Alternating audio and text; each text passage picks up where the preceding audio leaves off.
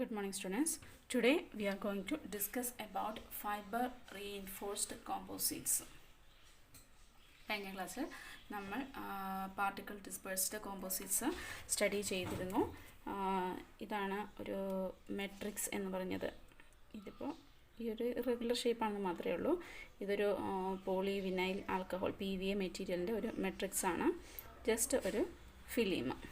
ഈ ഷേപ്പ് നിങ്ങൾ നോക്കണ്ട, ജസ്റ്റ് ഒരു ഫിലിം. ഇതിനകത്ത് കാണാൻ പറ്റുന്നുണ്ടോ എന്നറിയില്ല. ഓക്കെ, പാർട്ടിക്കിൾ ഡിസ്പേഴ്സ്ഡ് കണ്ടോ, ചെറിയ മൈന്യൂട്ട് പാർട്ടിക്കിൾസ് ഡിസ്പേഴ്സ് ചെയ്തിട്ടുണ്ട്. അതൊരു യൂണിഫോം ഡിസ്പേഴ്സൺ ആണോ എന്ന് ചോദിച്ചു കഴിഞ്ഞാൽ ആണെന്ന് പറയാൻ പറ്റില്ല. ചില ഭാഗത്ത് അഗ്ലോമറേഷൻസും. Anyway the particles are dispersed in this medium. അപ്പോൾ ഈ ഒരു ഇതിനെ നമ്മൾ മെട്രിക്സ് എന്ന് പറയുന്നുണ്ട്. അതേപോലെ തന്നെ ഇതിനകത്തുള്ള പാർട്ടിക്കിൾസ്. ഓക്കെ, ഈ പാർട്ടിക്കിൾസ് ഇതിൽ നമ്മൾ പാർട്ടിക്കിൾ ഡിസ്പേഴ്സ്ഡ് ഫിലിം എന്ന് പറയാം. ഇന്നത്തെ ക്ലാസ്സിൽ നമ്മൾ നോക്കാൻ പോകുന്നത് ഫൈബർ ഡിസ്പേഴ്സ്ഡ്, അതായത് ഈ പാർട്ടിക്കിൾസിൻ്റെ സ്ഥാനത്ത് ഫൈബേഴ്സ്, അത് ലോങ് ഫൈബേഴ്സ് ആകാം, ഷോർട്ട് ഫൈബേഴ്സ് ആകാം.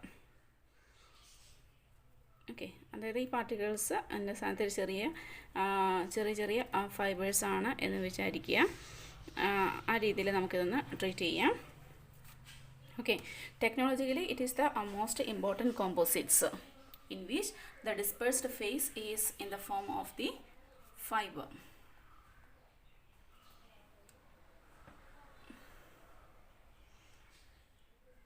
And due to the design goal of this fiber reinforced composites is its high strength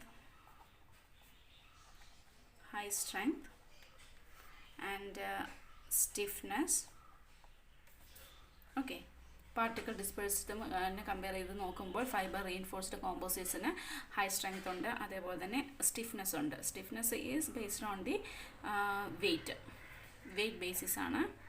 weight basis, അതായത് നമ്മൾ എന്തുമാത്രം ഫൈബേഴ്സ് ഇടുന്നുണ്ട്, ഇല്ലെങ്കിൽ അതിൻ്റെ ലോങ് ആണോ ഷോർട്ടാണോ അതിനനുസരിച്ചാണ് ഈ സ്റ്റിഫ്നെസ് ഒക്കെ വ്യത്യാസം വരുന്നത്. അതേപോലെ തന്നെ ഫൈബർ റീഇൻഫോഴ്സ്ഡ് കോമ്പോസിറ്റ്സിൻ്റെ മറ്റൊരു കാറ്റഗറിയാണ് specific strength.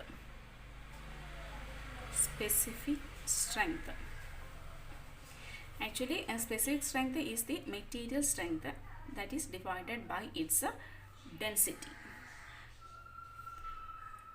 Or it is known as strength to weight ratio അല്ലെങ്കിൽ strength to mass ratio. പിന്നെ ഈ ഫൈബർ റീഇൻഫോഴ്സ്ഡ് കോമ്പോസിറ്റ്സ് ഒക്കെ കൂടുതലും ടെക്സ്റ്റൈൽ ഇൻഡസ്ട്രിയിലൊക്കെയാണ് യൂസ് ചെയ്യുന്നത്. അതിനെ മെഷർ ചെയ്യാനുള്ള ഒരു ടേം ആണ് ടെനാസിറ്റി എന്ന് പറയും. Okay, tenacity it is the usual measure of the specific strength in the textile applications. And actually these fiber reinforced composites with exceptionally high specific strength and modulus, they have been produced that use of the low density fibers and matrix materials. Low density ഫൈബേഴ്സും അതിനോടനുബന്ധിച്ചിട്ടുള്ള matrix materials ഒക്കെ use ചെയ്ത് കഴിഞ്ഞാൽ നമുക്ക് fibre reinforced കോമ്പോസിറ്റ്സിനെ high specific സ്ട്രെങ്ത്തും അതേപോലെ തന്നെ ഹൈ മോഡുലസ് ആയിട്ടുള്ള മെറ്റീരിയലായിട്ട് മോഡിഫൈ ചെയ്യാൻ സാധിക്കും. അതേപോലെ തന്നെ depending upon the fibre length it may be divided into short or long. For the case of the short fiber composites, the fibers are extremely too short. That is used to produce a significant improvement in strength. And about the mechanical characteristics of the fiber reinforced composites, the mechanical characteristics of the fiber reinforced composites depends upon the, that is the mechanical characteristics. Mechanical characteristics depends on the property of the fiber property of the fiber അതേപോലെ തന്നെ അടുത്തതാണ് applied load. ഇത് മാത്രം applied load നമ്മൾ കൊടുക്കുന്നുണ്ട്. അങ്ങനെ നോക്കിയിട്ടാണ് അതിൻ്റെ മെക്കാനിക്കൽ സ്ട്രെങ്ത് ഡിപ്പെൻഡ് ചെയ്യുന്ന മറ്റൊരു പാരാമീറ്റർ എന്ന് പറയുന്നത്. That is the degree to which an applied load is transmitted to the fibre by the matrix phase. അതായത് മെട്രിക്സ് ഫേസ് ആ ഫൈബറിലേക്ക് എന്തുമാത്രം അപ്ലൈഡ് ലോഡ് കൊടുക്കുന്നുണ്ടോ അതും കൂടി ഡിപ്പെൻഡ് ചെയ്യുന്നുണ്ട്. That is the applied load is transmitted to the fibers by the matrix phase. പിന്നെ മറ്റൊരു പ്രധാനപ്പെട്ട കാര്യം എന്ന് പറയുന്നത് അതിൻ്റെ ഇൻറ്റേർണൽ ബോണ്ട്. ഇപ്പോൾ ഷോർട്ട് ഫൈബർ ആയാലും ലോങ് ഫൈബർ ആയാലും എന്തുമാത്രം ബോൺസ്, അതായത് ഒരു നിമിഷം, ഓക്കെ, എന്തുമാത്രം ഈ ഫൈബേഴ്സ്, സപ്പോസ് ഇത് നിങ്ങൾ ഫൈബർ ആണെന്ന് വിചാരിക്കുക. ഇപ്പോൾ സപ്പോസ് ഇത് പാർട്ടിക്കിൾസ് ആണ്. ഇപ്പോൾ ഈ ഫൈബറും ഈ മെട്രിക്സും തമ്മിലുള്ള ബോണ്ട് വീക്ക് ബോണ്ടാണോ സ്ട്രോങ് ബോണ്ടാണോ, അതായത് എന്തുമാത്രം അതിൻ്റെ ബോണ്ട് സ്ട്രെങ്ത് ഉണ്ട്, ഇതെല്ലാം ഈ ഒരു ഫിലിമിൻ്റെ, അതായത് ഈ ഒരു ഫൈബർ റീഇൻഫോഴ്സ്ഡ് കോമ്പോസിറ്റിൻ്റെ മെക്കാനിക്കൽ പ്രോപ്പർട്ടീസിനെ ഡിപ്പെൻഡ് ചെയ്യുന്നുണ്ട്. ഓക്കെ,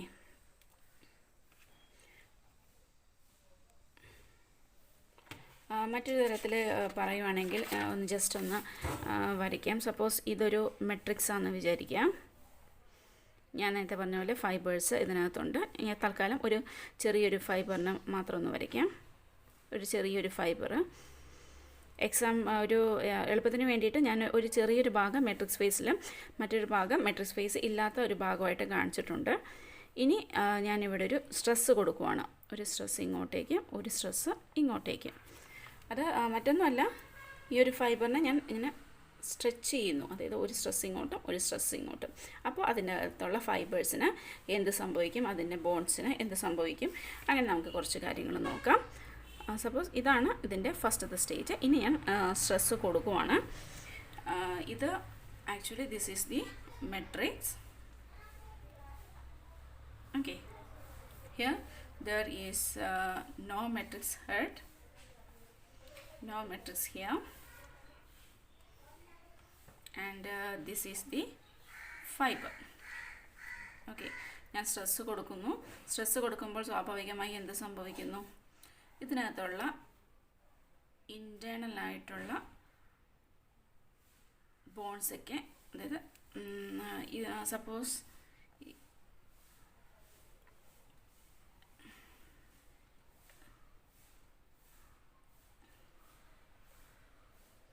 ഇവിടെ ഒരു ചെറിയൊരു ഡീഫോർമേഷൻസ് എന്ന് പറയാം. ഇത് ഇവിടെ ഇങ്ങനെയല്ല വരിക, ഇങ്ങനെ വരും. നമ്മളതിനെ സ്ട്രെച്ച് ചെയ്യുന്നു. സ്ട്രെച്ച് ചെയ്യുമ്പോൾ ഇവിടെ ഇതെന്താണ് കാണിക്കുന്നത്, deformations. That is the matrix deformation. Okay, that is under the applied stress. Under an applied stress, this fiber matrix bond terminates at the fiber end, yielding a matrix deformation pattern that is shown in this figure. In other words, there is no load transmitted from the matrix at each fiber extremes. ഇവിടെയുള്ള ലോഡും ഇവിടെയുള്ള ലോഡും രണ്ടും entirely different ആണ്. Here there is no matrix, but here there is the matrix deformation. So this figure shows the deformation pattern in the matrix surrounding the fiber that is subjected to the applied tensile load. അതേപോലെ തന്നെ മറ്റൊരു important parameter എന്ന് പറയുന്നത് fibre length ആണ്. That is the fiber length, that is the critical fiber length that is necessary for the effective strengthening and stiffening of the composite material. That is the critical fiber length. Critical fiber length. Critical fiber length. Actually, this critical fiber length, L suffix C. LC, that is equal to sigma star D divided divided by 2 tau c. Sigma f, that is the tensile strength, ultimate tensile strength, ultimate tensile strength, and d is the fiber diameter, and tau c, that is the fiber matrix bond strength, fiber matrix bond strength. അല്ലെങ്കിൽ മറ്റൊരു വിധത്തിൽ അതിനെ shear yield strength എന്ന് പറയാം. Shear yield strength of the matrix. Accordingly, we can write LC is equal to sigma f star d divided by 2 tau c. This is the tensile strength, d is the diameter of the fiber, tau c is the fiber matrix bond strength. For a number of glass and carbon fiber combinations, suppose ഒരു ഗ്ലാസ്സോ അതല്ലെങ്കിൽ carbon fibre matrix combination ആയിട്ടുള്ള ഒരു കോമ്പോസിറ്റാണ് നമ്മൾ choose ചെയ്യുന്നതെങ്കിൽ അതിൻ്റെ ഒരു example പറയുകയാണ്. അതിൻ്റെ ക്രിട്ടിക്കൽ ലെങ്ത് എന്ന് പറഞ്ഞത് ഒരു ഫ്യൂ ഉണ്ടാവുകയുള്ളൂ. ഒരു കാർബൺ ഫൈബർ കോമ്പോസിറ്റ്സ് ഒക്കെ ആണെങ്കിൽ ഒരു ഫ്യൂ ഒരു 1 mm ഒക്കെ കാണിക്കുന്നുള്ളൂ. That is the carbon fibre composites. പക്ഷേ ഈ 1 mm ആണെങ്കിൽ പോലും which is ranges between 20 to 150 times the fiber diameter. Okay, ഈ 1 mm എന്ന് പറഞ്ഞത് അതിൻ്റെ ക്രിട്ടിക്കൽ ലെങ്ത് കാർബൺ ഫൈബർ കോമ്പോസിറ്റ്സിന് ഒരു എക്സാമ്പിളാണ്. ഓക്കെ, കാർബൺ ഫൈബർ കോമ്പോസിറ്റ്സിൻ്റെ critical length 1 mm, that is approximately 20 to 150 times the fiber diameter. ഇനി നമുക്ക് കുറച്ച് എക്സാമ്പിൾസ് ഒന്ന് നോക്കാം. Suppose when we apply the stress that is equal to sigma f, sigma fന് തത്തുല്യമായിട്ടുള്ള ഒരു സ്ട്രെസ് നമ്മൾ അപ്ലൈ ചെയ്യുന്നു. അത് ആ ഒരു ഇക്വേഷനൊക്കെ വെച്ച് കാൽക്കുലേറ്റ് ചെയ്ത് ഒരു ഫൈബർ ലെങ്ത് ഒക്കെ വെച്ച് കാൽക്കുലേറ്റ് ചെയ്തു. അതേപോലെ തന്നെ ടോസിയൊക്കെ നമുക്ക് ക്ലാസ് ടേബിളൊക്കെ വഴി അറിയാം. അതൊക്കെ വഴി ഫൈബർ ബോണ്ട് സ്ട്രെങ്ത് ഒക്കെ നമ്മൾ കണ്ടുപിടിച്ചു, അതിൻ്റെ ക്രിട്ടിക്കൽ ലെങ്ത്തും കണ്ടുപിടിച്ചു. സപ്പോസ് അതിന് തത്തുല്യമായിട്ടുള്ള ഒരു സിഗ്മ സ്ട്രെസ് നമ്മൾ അപ്ലൈ ചെയ്യുവാണെങ്കിൽ, അതായത് എക്സാക്റ്റ് ക്രിട്ടിക്കൽ ലെങ്ത്തിന് ആയിട്ടുള്ള ഒരു, അതായത് സപ്പോസ് ഇതാണ് ഒരു റോഡെന്ന് വിചാരിക്കുക. That is the fibre. Road എന്ന് പറയാൻ പറ്റില്ല, ഫൈബർ. നമ്മളവിടെ സിഗ്മ കൊടുക്കുന്നു, രണ്ട് ഭാഗത്തേക്കും ഒരു സ്ട്രെസ് കൊടുത്തു. That is here length equal to critical length. Okay, ഇനി നമ്മൾ ഇതിൻ്റെ ഒരു ഗ്രാഫ് വരയ്ക്കുവാണെങ്കിൽ ഇവിടെ നമുക്ക് സ്ട്രെസ് മാർക്ക് ചെയ്യാം. 0 ലെങ്ത്, എക്സ് ആക്സിസിൽ പൊസിഷൻ മാർക്ക് ചെയ്യാം. ലെങ്ത് പൊസിഷൻ കൂടുന്നതനുസരിച്ച് സ്ട്രെങ്ത് കൂടും. ഒരു പർട്ടിക്കുലർ പൊസിഷനിൽ അതതിൻ്റെ മാക്സിമം സ്ട്രെങ്ത് കവർ ചെയ്യും. That is sigma F star. വീണ്ടും നമ്മൾ പൊസിഷൻ കൂട്ടുമ്പോൾ സ്ട്രെസ് കുറയും. ഓക്കെ, ഈ ഒരു മാക്സിമം സ്ട്രെസ് കിട്ടുന്നത്, that is the maximum applied load, അത് അതിൻ്റെ എക്സാക്റ്റ് സെൻറ്ററിലായിരിക്കും. So here L equal to LC, so this is LC by 2, this is LC by 2, this is the position. So this is the exact center. Here maximum load applied, exact center ലായിരിക്കും. This is in the case of the critical length is the length of the fiber that is equal to the exact critical length. ഇനി നമ്മൾ അതേപോലെ തന്നെ മറ്റൊരു category നോക്കണം.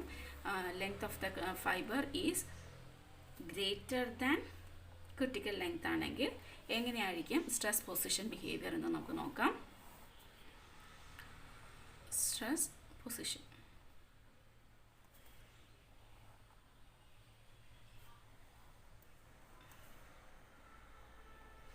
Sigma F star, ഇവിടെ LC divided by 2, LC divided by 2. Total length എന്ന് പറഞ്ഞത് greater than critical length. അപ്പോൾ ഏതാണ്ട് നമ്മൾ നേരത്തെ പറഞ്ഞ പോലെ കൃത്യം ക്രിട്ടിക്കൽ ലെങ്ത്തിന് പകുതിക്കായിരിക്കും മാക്സിമം ലോഡ് കിട്ടുന്നത്. ഇവിടെയും ക്രിട്ടിക്കൽ ലെങ്ത്തിന് പകുതിക്കായിരിക്കും മാക്സിമം ലോഡ് കിട്ടുന്നത്. ഏതാണ്ട് ഇവിടെ നമുക്ക് LC divided by 2, LC divided by 2. ഇനി ഈ ഒരു റേഞ്ചിൽ സ്ട്രെസ് കോൺസ്റ്റൻ്റ് ആയിരിക്കും. ഇനി അതേപോലെ തന്നെ മറ്റൊരു കേസും കൂടിയുണ്ട്. Length of the fibre is less than the critical length. എന്ത് സംഭവിക്കുന്നു? സ്ട്രെസ് ഇവിടെ പൊസിഷൻ ഓക്കെ, അതിൻ്റെ maximum stress, that is the maximum applied ലോഡിന് താഴെയായിരിക്കും സ്ട്രെസ് പൊസിഷൻ ബിഹേവിയർ വരുന്നത്.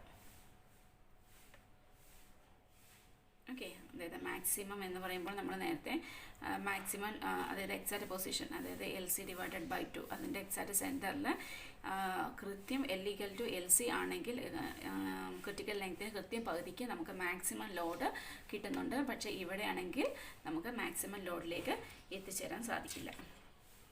Okay,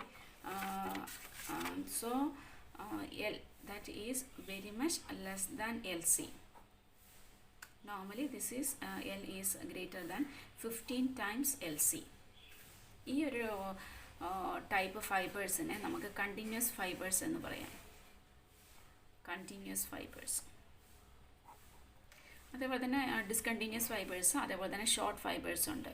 that is very much shorter than this length. Discontinuous and short fibers. That is discontinuous fibers, L is less than LC. Okay. ഇനി അതേപോലെ തന്നെ മറ്റൊരു important parameter ആണ് what is the influence of the or what are the influence of the fiber orientation and concentration. ഞാൻ നേരത്തെ പറഞ്ഞ പോലെ ഈ ഒരു നിങ്ങളിതൊരു ഫൈബർ റീഇൻഫോഴ്സ്ഡ് കോമ്പോസിറ്റ് ആണ് എന്ന് വിചാരിക്കുക. Actually this is particle reinforced composites ആണ്. ഇതിപ്പോൾ ഫൈബർ ആണെന്ന് വിചാരിക്കുക. ഫൈബർ ആണെങ്കിൽ എങ്ങനെ ഇവിടെ ഫൈബേഴ്സ് ഓറിയൻറ്റ് ചെയ്തിരിക്കുന്നു. ചില സ്ഥലങ്ങളിൽ അഗ്ലോമറേറ്റ് ചെയ്യാം, ചില സ്ഥലങ്ങളിൽ പാരലൽ ഓറിയൻറ്റേഷൻ ആയിരിക്കാം, ചിലപ്പോൾ മറ്റു സ്ഥലങ്ങളിൽ റാൻഡം ഓറിയൻറ്റേഷനും അല്ലെങ്കിൽ ചില ഭാഗത്ത് ഒരു അഗ്ലോമറേറ്റഡ് ഫോമിലും ആയിരിക്കാം. എങ്ങനെയാണ് അതെല്ലാം ഇതിൻ്റെ ഫൈബർ ഓറിയൻറ്റേഷനും കോൺസെൻട്രേഷനും എങ്ങനെയാണ് ഇതിനെ ഡിപ്പെൻഡ് ചെയ്യുന്നത് എന്ന് കൂടി നമുക്ക് നോക്കാം.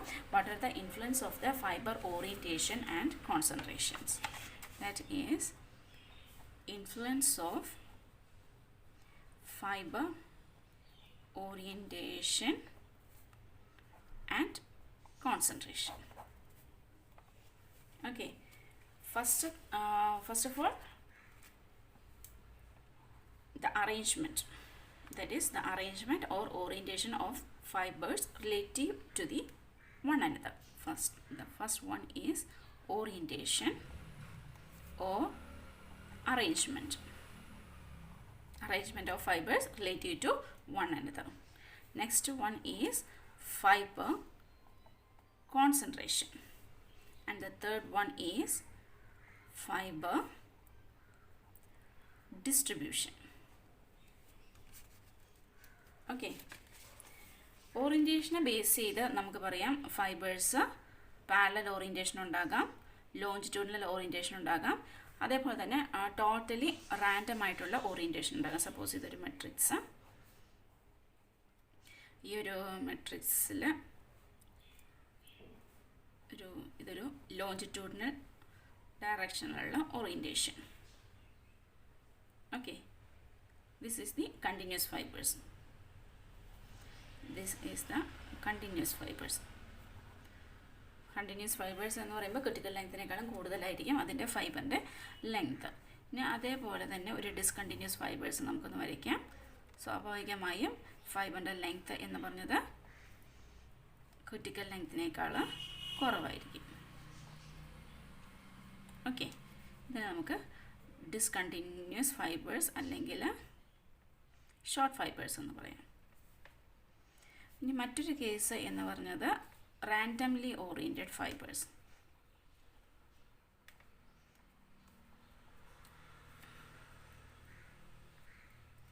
This is randomly oriented fibers.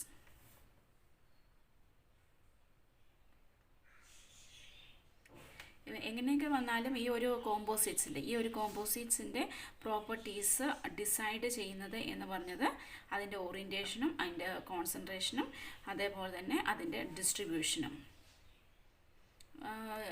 Actually fibre distribution എന്ന് പറഞ്ഞത് ഒരു യൂണിഫോം ആണെങ്കിൽ മാത്രം നമുക്ക് പറയാം it has the better properties.